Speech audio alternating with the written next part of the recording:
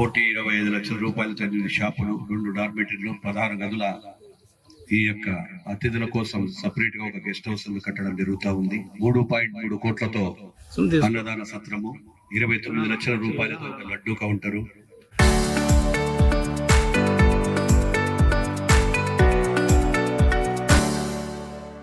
24 లక్షల రూపాయలతో క్యూలైన్ షెడ్లు వేయడము. గత ప్రభుత్వంలో ఏమి జరిగినాయి అభివృద్ధులు, ఈ ప్రభుత్వం వచ్చిన తర్వాత నిధులు దుర్వినియోగం కావద్దు అనేటువంటి ఉద్దేశంతోనే కేవలం 2001-4-25 నుండి 31-3-26 వరకు 5,57,00,000 రూపాయలు భక్తులకు ఈ యొక్క దీనికి యాగంటి పుణ్యక్షేత్రానికి ఆదాయం వచ్చింది. గత పాలకులు కూడా పరిపాలించినారు. మళ్ళీ 21 నుంచి 27 వరకు 24 వరకు 7 కోట్ల రూపాయల డబ్బులు వస్తే మరి ఏ అభివృద్ధి చేసినారో వాళ్ళు ఆ యొక్క గత పాలకులు చెప్పాల్సిన బాధ్యత ఉంది. అంటే స్వామి సొమ్ము ఎక్కడికి పోతా ఉంది. ఈ రోజు మాకు వచ్చినటువంటి ఈ యొక్క నిర్మాణం వచ్చేటువంటిని ప్రజల కోసం, సౌకర్యాల కోసం, భక్తుల కోసం ఈ రోజు 5 కోట్ల రూపాయలు వస్తే ఆ రోజు ఆ వచ్చిన డబ్బు ఎవరి చేతుల్లోకి పోయింది, ఎవరు తీసుకున్నారో, యా నాయకుడు తీసుకున్నాడో ఆ భగవంతుడికే తెలియాలి.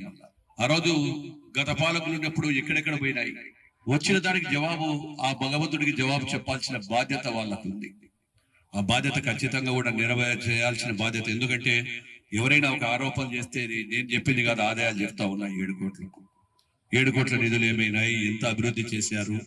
ఈ రోజు మేము చేస్తున్నటువంటి అభివృద్ధి కళ్ళ కనపడతా ఉంది. సత్రం కావచ్చు, గెస్ట్ రూములు కావచ్చు, క్యూ లైన్లు కావచ్చు, ఈ షెడ్ కావచ్చు, ఇవన్నీ కూడా చేస్తా ఉన్నాం. ఎవరి మీద ఆధారపడకుండా ఈ రోజు 10 ఎకరాల స్థలం పార్కింగ్ చేస్తే దానికి కూడా పిటిషన్లు పెట్టారు. ఏదో కొల్లగొడుతున్నారంట, చేసేస్తున్నారంట. అంటే ఏ పని చేసినా ప్రజల కోసం చేసాం తప్ప కొల్లగొట్టేది ఫారెస్టులకు పిటిషన్లు. ఒక సిగ్గు శరం ఉండాలి. ఏదైనా ఒక పని చేస్తే ఒక పిటిషన్ పెట్టేటప్పుడు అది ప్రజల కోసం చేస్తున్నారా, లేకుంటే సొంత కోసం చేస్తున్నాడా, ఏవో లేకుంటే చైర్మన్ సొంత కోసమా, మళ్ళా అధికారులను బెదిరించేది. అంటే మీ జీవితంలో మారరా? భగవంతుడికి కార్యక్రమం చేసిన అధికారులను బెదిరిస్తారు, ఫోన్ల ద్వారా చేస్తారు, అంతూ చూస్తామంటారు. మీ అంతు భగవంతుడు ఆల్రెడీ చూసినాడు. మీ అంతు చూసాక మళ్ళీ ఇళ్లలో కూర్చోబెట్టినాడు. అటువంటిది చూసి ఈ రోజు అధికారులను బెదిరించుకొని నువ్వు చేయాలంటే భయపడేది కాదు. కూటమి ప్రభుత్వానికి తెలుసు ఎవరిని ఎక్కడ పెట్టాలో, ఎప్పుడు ఎట్లా పెట్టాలో కూడా మాకు కూడా తెలుసు. ఇది ఒక ఆవేదనతో చెప్తా ఉన్నా. అధికారులను బెదిరించడం, మళ్ళీ మేము వస్తాం, మీ అంతు చూస్తాం చేయండి. గత 5 సంవత్సరాలు కూడా అంతకుముందు 5 ఏళ్ళు ఎమ్మెల్యేగా ఉన్నప్పుడు చూశారు. ఏం చేయగలిగినారు 5 ఏళ్ళు? మీరు ఎవరి కోసం చేశారు? ఏది చేసినా ప్రజాసేవ కోసం, ప్రజల క్షేమం కోసం చేస్తాం. అవసరమైతే సొంత డబ్బులు పెడతాం, సొంత డబ్బులు ఖర్చు పెట్టినా ప్రజల సేవ చేస్తాం. మీ మాదిరిగా దోచుకోవడమో దాచుకోవడమో ఉండదని కూడా తెలియజేస్తా ఉన్నాం. ఇప్పటికైనా మారాలి. ఎందుకంటే అధికారులు వస్తుంటారు, పోతుంటారు. వారి విధి నిర్వహణలో వాళ్ళ పనులు వాళ్ళు చేస్తారు. ఏదైనా చేస్తే బెదిరించేది ఫోన్లు తీసుకొని పక్కన ఉన్న ఫోన్లతో అంతా చూస్తాం. మాది ఒకసారి 20లో లేవలో వచ్చినప్పుడు తెలుసుకో, మళ్ళీ రెడీగా ఉంటాం, చూద్దాం. ఒక్కసారి నీకు ఆ భగవంతుడి బుద్ధి చెప్పినా కూడా మళ్ళా రాలే, ఇష్టాన్ని మాట్లాడుతూ ఈ రోజు వచ్చేటువంటి అభివృద్ధిని అడ్డుకుంటా ఉన్నారు. ఈ రోజు ఇక్కడ అభివృద్ధి చెందుతూ మీకు ఏంటి నొప్పి?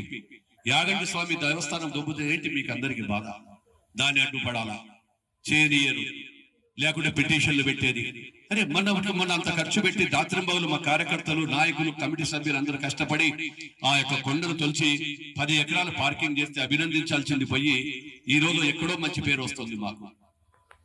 మాకు మంచి పేరు వస్తుందని చెప్పి మీరు జడగొట్టడం ఏంది? చేయండి. మీరు కూడా మాకంటే సొంత డబ్బులు, జైలు డబ్బులు తీసి ఇంకా మంచి కార్యక్రమాలు కట్టు, ఇంకా 5 స్టార్ హోటల్ కట్టు. నీ సొంత డబ్బులు చూడని వద్దంటాడా? ఈ రోజు ఆదాయం వచ్చింది 5 కోట్ల చిల్లర ఆదాయము. 21 నుంచి 24 వరకే ఇక్కడ రాజకీయాలు చేస్తా ఉన్నారు. వాళ్ళకు కూడా చెప్తాను, పిలిచి పర్సనల్ గా. ఎవరైనా ఎవరి హద్దుల్లో వాళ్ళు ఉంటే బాగుంటుంది. రాజకీయాల కోసం కాదు, ఇది దేవక్షేత్రం, సేవక్షేత్రం. ఇది ప్రజలు, భక్తులు వస్తారు. దేవాలయాల కాడ ఆ భక్తులకు సంబంధించింది కానీ ఆ కార్యక్రమాలు ఉండాల్సినంత వరకే ఉండాలి. కానీ ఇక్కడ కూడా లొసుగులో పోయి ఒకరు ఈడ సాయంత్రం ఒకసాట బయట ఒకసాట కూర్చుంటే నేను చేయాల్సి మొదలు పెడితే మళ్ళీ ఎవరు తట్టుకోలేదు. ఎందుకంటే నేను ఎప్పుడు కూడా ఈ కక్ష సాధింపు చర్యలు ఎప్పుడు నేను దేవస్థానంలో ఆ రోజు కూడా వచ్చి ఆధిపత్యం చెల్లించలే. నేను శాసనసభ్యుడిగా ఉన్నప్పుడు చేయలేదు. ఏదైనా అప్పుడు బాలెడ్డి కూడా ఉన్నప్పుడు ఆ రోజు ఒక రోజు మాట్లాడలే. ఏం జరుగుతుంది బాలెడ్డి, చేసుకోండి జాగ్రత్తగా. ఏదైనా సలహాలు సూచనలు ఇస్తే బాలెడ్డి సలహాలు సూచనలు ఇచ్చేవారు. మీ మాదిరిగా వచ్చి దాంట్లో కలపండి, దీంట్లో కలపండి, దీనికి అది బట్టి ఏరి, దీనికి ఇంకోటి పోసి ఏరి, ఆ అలవాట్లు మాకు లేవు. భగవంతుడు చల్లడి చూపుతో బ్రహ్మాండంగా ఉన్నాం.